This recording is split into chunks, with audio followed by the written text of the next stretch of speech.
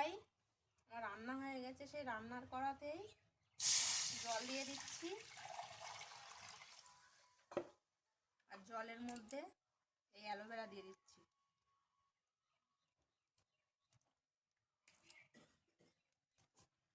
অ্যালোভেরাগুলো সব ছোট ছোট টুকরো করে জলের মধ্যে দিয়েছি।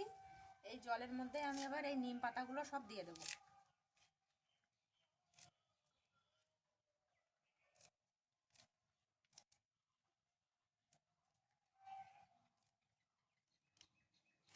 নিম পাতাগুলো সব আমি জলের মধ্যে দিয়ে নিয়েছি।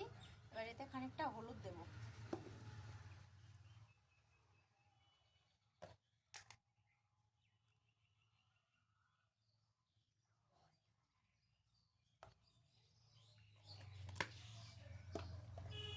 খানিকটা হলুদ দিয়ে নিয়েছি।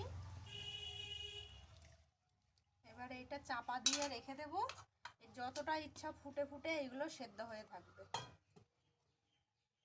আর যাদের উনুন নেই এরকম, তারা গ্যাসে করলে প্রেসার কুকারের মধ্যে দিয়ে যত ইচ্ছা 4টে হোক 5টা হোক সিটি মেরে নিয়ে এটা বানিয়ে নেবে। নিম পাতা আর অ্যালোভেরা আমি ভালো করে জাল দিয়ে নিয়ে ঠান্ডা করে নিয়েছি। এবার এই জলটা আমি ছেঁকে নেব।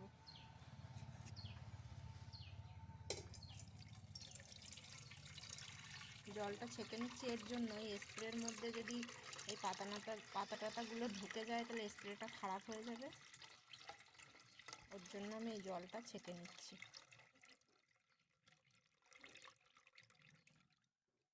জলটা ছেঁকে নিয়েছি আমি।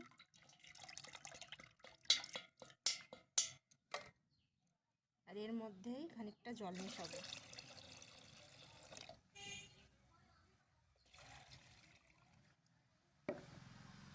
জল মিশিয়েছি, এবার যে কোনো একটা স্প্রের মধ্যে এই জলটা ভরে নিতে হবে। যে কোনো ফল গাছে বা ফুল গাছে স্প্রে করে দাও, তাহলে এটা পোকামাকড় থেকে তো গাছকে রক্ষা করবেই। আর হচ্ছে তোমার যদি গাছে ফুল ফল যদি না আসে তাও নিয়ে আসবে। এটা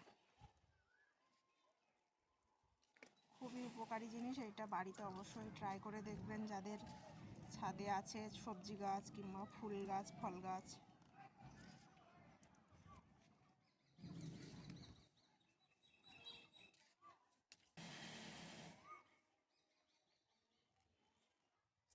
ফুল গাছ ফল গাছ সমস্ত গাছে কিন্তু দেওয়া যাবে।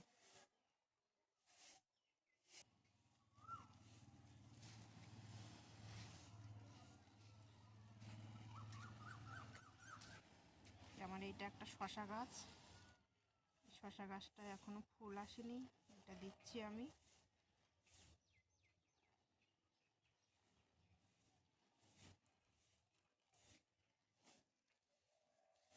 এগুলো আমার গোলাপ গাছ।